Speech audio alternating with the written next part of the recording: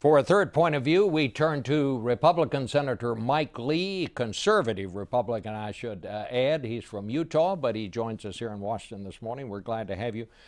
Let me just ask you, Mitch McConnell, the Republican leader in the Senate, said there's no way that he's going to let the government shut down again, that he's done with that. But do you support that? Would you see circumstances where, for example, if the president takes unilateral action on immigration, that you all might threaten to shut down this government?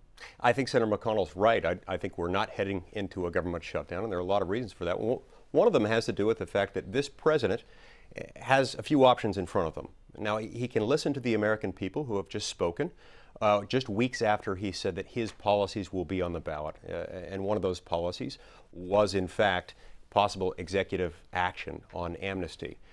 He can listen to the American people, which I think would be good, or he can turn away from what the American people have said. Look, ultimately, this Congress is a Congress that's neither Republican nor Democratic. It's the American people's Congress.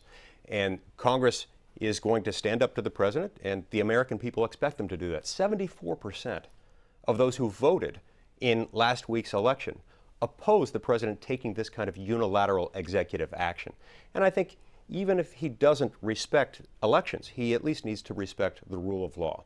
Ours is not a government of one, and he doesn't have the legislative power. But what if he does? I mean, how far will you be willing to go to stop him?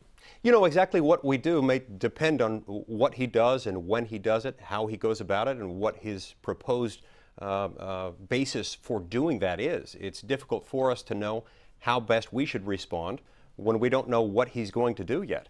But we're standing ready, looking at the fact that it's important for us to defend the rule of law and to make sure that the institutional prerogative of Congress, which again belongs to neither party, it just belongs to the American people, that the institutional prerogative of Congress to be the lawmaking body is respected. A lot of people on your side of the aisle and over on the conservative part of the Republican Party, I should say the very conservative part of the Republican Party, say that there will be an effort to repeal Obamacare.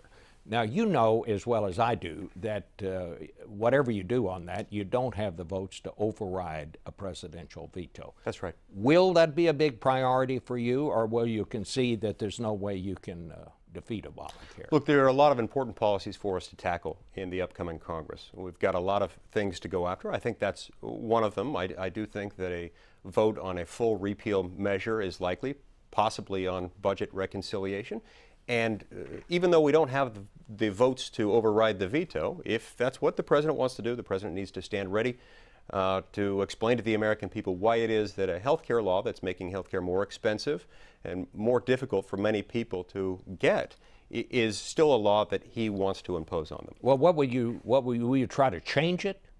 Yes, I think there will also be a number of efforts to change it. Among other things, I think very soon we will see a vote to repeal the medical device tax in Obamacare, and I think we may see a number of other votes on other provisions as well, such as the rule moving the work week down to 30 hours, which is hurting poor and middle-class Americans disproportionately, possibly a vote on repealing the individual mandate and some other provisions.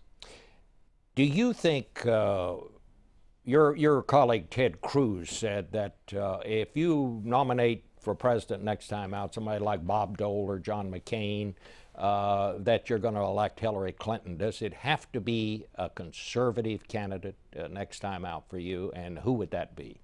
Well, look, we're a long ways away from 2016. I don't know who our nominee is going to be. For me, the important thing is the policies that the person stands for. I want somebody who will defend the basic principles that are important to so many Americans.